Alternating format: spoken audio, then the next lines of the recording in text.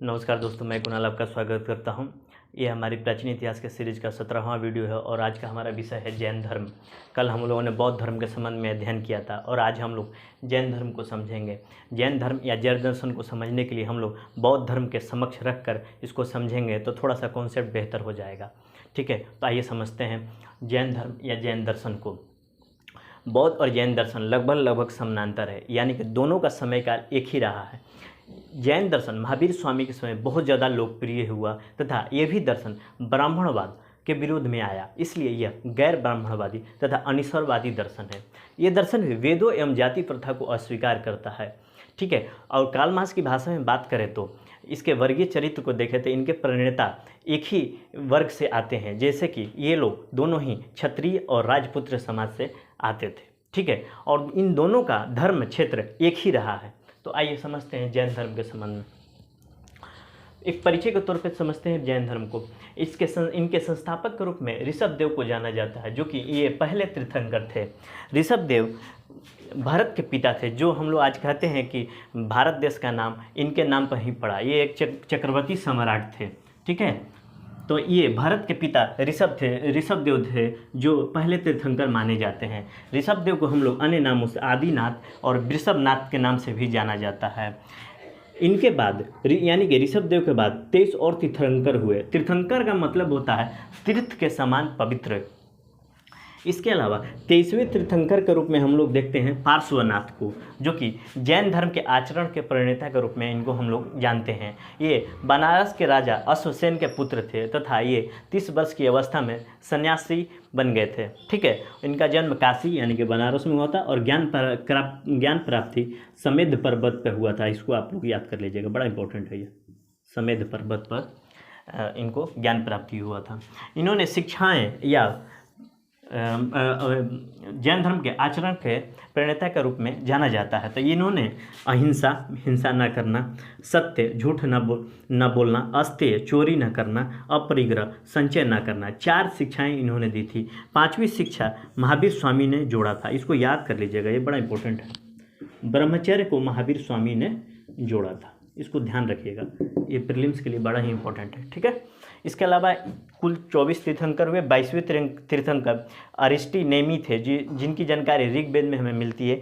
23वें पार्श्वनाथ और 24वें महावीर स्वामी। तो आइए समझते हैं 24वें तीर्थंकर महावीर स्वामी, क्योंकि इसके बाद से कोई तीर्थंकर नहीं हुए, ये अंतिम तीर्थंकर थे, 24वें और अंतिम तीर्थंकर थे। तो आइए समझते हैं महावीर स्वामी के संबंध में।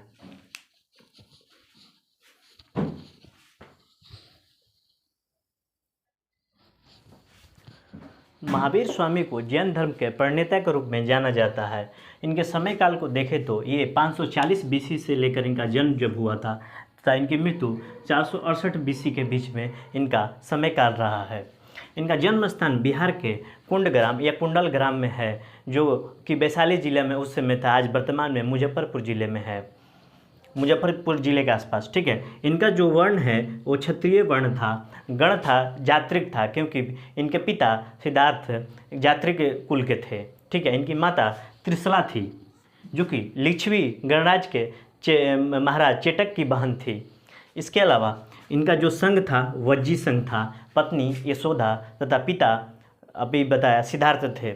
इनकी पुत्री का नाम प्रियदर्शनी था तथा इन्होंने 30 वर्ष की अवस्था में गृह त्याग किया था, जैसे बुद्ध ने 29 वर्ष की अवस्था में गृह त्याग किया था तथा वो 35 वर्ष की अवस्था में जाकर उनको ज्ञान प्राप्त हुआ था, यानी कि 6 वर्षों की कठोर साधना के बाद उन्हें ज्ञान प्राप्त हुआ था। उसी प्रकार इनको ज्ञान प्राप्ति महावीर स्वामी को 42 वर्ष की अवस्था में हुई, यानी कि 12 वर्ष की कठोर साधना के बाद इनको ज्ञान की प्राप्ति हुई। जैन दर्शन में ज्ञान प्राप्ति को कैवल्य की संज्ञा दिया गया है, जिसका मतलब होता है पूर्ण ज्ञान। ठीक है, अब ये समझते हैं इनको ज्ञान की प्राप्ति ऋजुपालिका नदी और साल वृक्ष के किनारे हुआ था। वहीं पर महात्मा बुद्ध को ज्ञान निरंजना नदी के किनारे बोधि वृक्ष के नीचे हुआ था। जैसे महात्मा बुद्ध में उनका बचपन का नाम सिद्धार्थ था, जैसे उन्हें ज्ञान की प्राप्त हुई महात्मा बुद्ध का नाम दे दिया गया। उसी तरह इनका बचपन का नाम वर्धमान था। जब इन्हें ज्ञान प्राप्त हुआ तो महावीर जीन कहा गया। तब यहाँ समझते हैं जीन का मतलब क्या होता है। जीन मतलब विजय या ज्ञान प्राप्त करने वाला। तो किस पर विजय प्राप्त करने वाला? अपने इच्छाओं अपने इंद्रियों पर विजय प्राप्त करने को ही इन्होंने जिन कहा, तथा जैन उनको कहा गया जो महावीर स्वामी के सिद्धांतों को मानने वाले थे, उनको जैन कहा गया। और महावीर का मतलब क्या होता है? महा मतलब बड़ा, वीर मतलब शक्तिशाली, यानी कि अपनी इच्छाओं और इंद्रियों पर स्वयं पर नियंत्रण करना ही महावीर कहलाता है। तो महावीर का मतलब होता है अपने ऊपर विजय प्राप्त करना। इसके बाद हम लोग देखते हैं कि इन्होंने धर्म प्रचार के लिए धर्म प्रचार इन्होंने 30 वर्षों तक किया, जिसमें कौशल जो उस समय अयोध्या के नाम से भी मशहूर था, उसके अलावा मगध, मिथिला और चंपा है। इन्होंने सबसे पहला प्रथम उपदेश राजगीर में दिया था तथा प्रथम शिष्य इनका जामली था और इनकी मृत्यु पावापुरी में हुई थी। ठीक है, आगे देखते हैं। एक सेकंड, मृत्यु को दर्शा लेते हैं। पावापुरी छूट गया था 468 BC में। ठीक है, इसको थोड़ा सा ये छूट गया था, आप लोग ध्यान रखेंगे।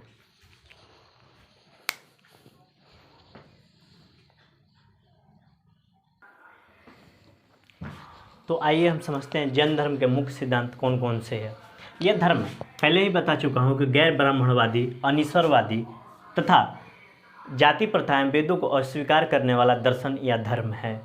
इसके अलावा इसने आत्मा को स्वीकारा है, जो कि बौद्ध धर्म में आत्मा को स्वीकार नहीं करते हैं। ये आत्मा की अनश्वरता पर विश्वास करते हैं। ठीक है, इसके बाद इन्होंने पुनर्जन्म को स्वीकारा।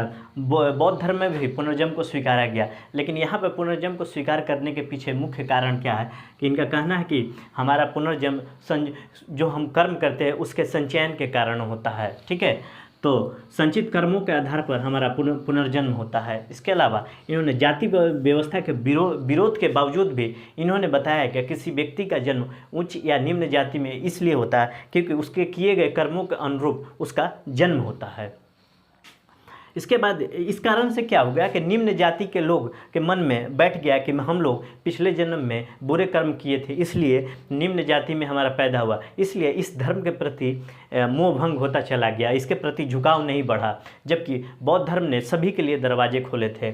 इस कारण इस धर्म की व्यापकता बहुत कम हो गई। इसके अलावा इस धर्म ने अहिंसा को अव्यवहारिक स्तर पर इस तरह से पालन करने को बताया कि क्षत्रिय वर्ग भी इसमें शामिल नहीं हुआ, क्योंकि क्षत्रिय वर्ग का काम युद्ध के संबंध में होता था, जबकि निम्न वर्ग का काम ऐसा व्यवसाय होता था जिसमें न चाहते हुए भी हिंसा हो जाती थी। इसलिए निम्न वर्ग और क्षत्रिय वर्ग इसमें शामिल नहीं हुआ। ये धर्म व्यापारी वर्ग में बहुत ज़्यादा ही प्रचलन में आया और वहीं तक सिमट कर रह गया, क्योंकि ब्राह्मण और क्षत्रिय के बाद व्यापारी वर्ग वर्ण क्रम में तीसरे नंबर पर आते थे।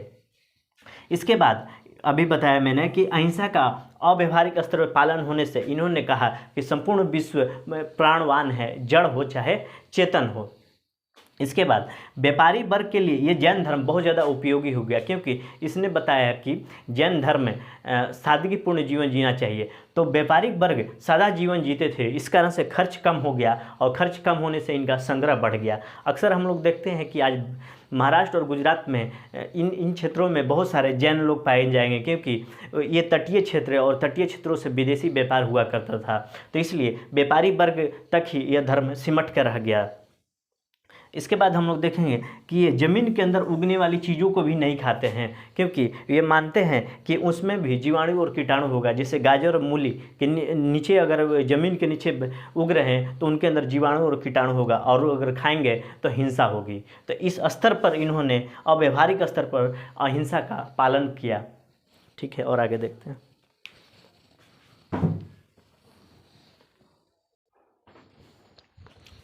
जैन धर्म के अन्य सिद्धांतों का अंतर्गत हम देखते हैं कि जैन दर्शन के लोग सूर्योदय के बाद और सूर्यास्त से पहले भोजन नहीं करते हैं, क्योंकि उन्हें मालूम है कि अंधेरे में कहीं कोई कीटाणु या जीवाणु अंदर प्रवेश न कर जाए। उसके अलावा श्वेतांबर जैन संत जो होते हैं मुंह पर पट्टी बांधते हैं, क्योंकि सांस के माध्यम से कोई कीटाणु या जीवाणु अंदर प्रवेश न कर जाए, तथा इनके शिष्य रास्ते को बुहारते चलते हैं, क्योंकि उनके पैरों के नीचे कोई जानवर या जीव जंतु या जीवाणु या कीटाणु न आ जाए।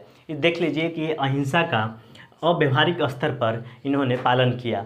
इसी कारण अव्यवहारिक, अनुशासित और मर्यादित नियमों से जकड़ा हुआ दर्शन जनता को आकर्षित नहीं कर पाई। वहीं पर बौद्ध धर्म या बौद्ध दर्शन मध्यम मार्ग का पालन किया, इसलिए उसका व्यापक विस्तार हुआ, व्यापक फैलाव हुआ। ठीक है। इसके अलावा महावीर स्वामी अपनी बात लोगों तक पहुंचाने के लिए प्राकृत भाषा का सहारा लिया, वहीं महात्मा बुद्ध ने पाली भाषा का प्रयोग किया था। तो थोड़ा सा समझते हैं प्राकृत भाषा। प्राकृत भाषा सबसे पहले जो संस्कृत थी उसी से निकलकर प्राकृत आई, प्राकृत से ही अपभ्रंश और अपभ्रंश से ही हिंदी का निर्माण हुआ। तो प्राकृत में थी, संस्कृत में धर्म जो है वो प्राकृत में धम हो गया और अपभ्रंश में धम तथा हिंदी में धर्म हो गया। ठीक है। तो ये थोड़ी सी प्राकृत भाषा के संबंध में थोड़ी जानकारी थी। अब समझते हैं जैन दर्शन या धर्म। संसार के चक्रों से मुक्ति के लिए इन्होंने कठोर तपस्या और त्याग करने को कहा कि जीवन और मरण के मृत्यु से चक्र से मुक्ति मिल जाएगी। इसके लिए उन्होंने मोक्ष प्राप्ति के लिए उन्होंने त्रिरत्न की संकल्पना की और त्रिरत्न दिए। जैसे कि बौद्ध धर्म में भी त्रिरत्न की चर्चा की गई थी, जहाँ पर संघ, बुद्ध और धम्म की चर्चा की गई थी। वहीं प्रकार यहाँ भी 3 रत्न दिया गया, त्रिरत्न, जिसके अंतर्गत सम्यक दर्शन, मतलब सम्यक मतलब सही दर्शन, यानी कि जैन धर्म या महावीर स्वामी के बातों के प्रति पूर्ण आस्था होनी चाहिए। दूसरा, सम्यक ज्ञान, महावीर स्वामी के शिक्षाओं का पूर्ण ज्ञान होना चाहिए तथा सम्यक चरित्र, यानी कि सही चरित्र होना चाहिए कि जो नियमों का पूर्ण आचरण कर सके, जो 5 महाव्रत या प्रतिज्ञा का जो इन्होंने दिया है उसका पूर्ण पालन हो, जिसके अंतर्गत अहिंसा, हिंसा न करना, सत्य, झूठ ना बोलना, अस्तेय, चोरी ना करना, अपरिग्रह, इकट्ठा ना करना, संग्रहण ना करना और ब्रह्मचर्य का पालन करना शामिल है। इसके बाद देखते हैं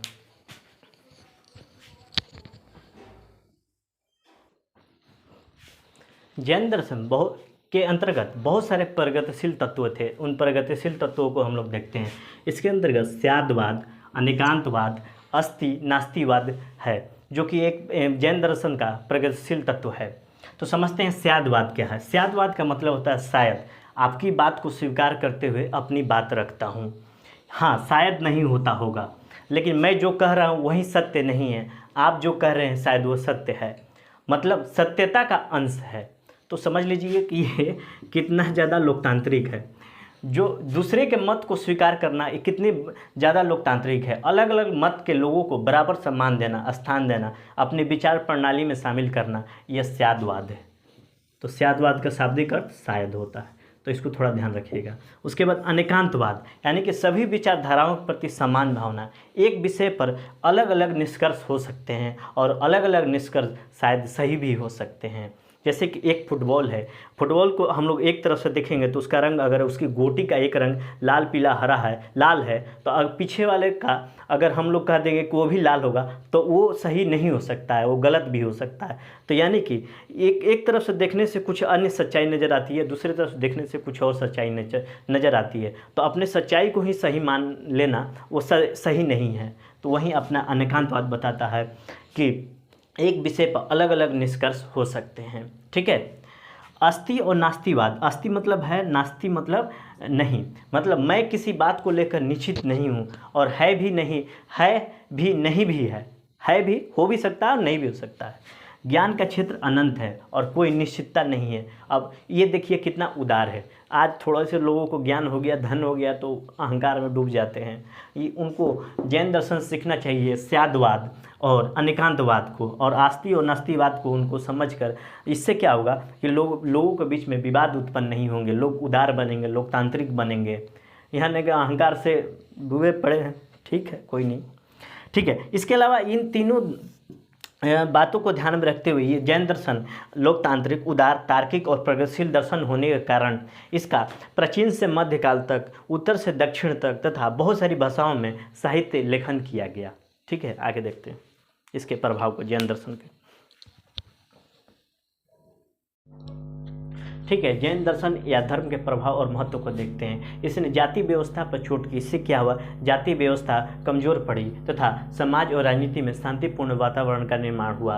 अहिंसा पर बल देने के कारण सैन्य अवधारणा कमजोर हुई थी। इससे विश्व बंधुत्व को प्रबलता प्रदान हुई। इसके अलावा मंदिर स्थापत्य कला और मूर्ति कला में इसका विशेष योगदान रहा, जिससे कारण समय समय पर मंदिर, मूर्ति और गुफाओं का निर्माण होते रहा, जैसे कि माउंट आबू, दिलवाड़ा मंदिर, चित्तौड़गढ़ आदिनाथ मंदिर तथा बुंदेलखंड जैन मंदिर और श्रवण बेलगोला की में गोमतेश्वर बाहुबली की मूर्ति। इसके अलावा जैन विद्वान तमिल और कन्नड़ भाषा में भी साहित्य लिखे। इसके अलावा थोड़ा सा जैन साहित्यों के बारे में समझते हैं। जैन साहित्यों को आगम कहते हैं। भगवती सूत्र, महावीर अन्य जैन मुनियों का जीवन के बारे में यहाँ पर संकलन है। कल्प सूत्र जैन धर्म का प्रारंभिक इतिहास मिलता है, जो कि भद्रबाहु ने लिखा था। उसके बाद जैन साहित्य में 12 अंग हैं तथा 12 ही उपांग भी हैं।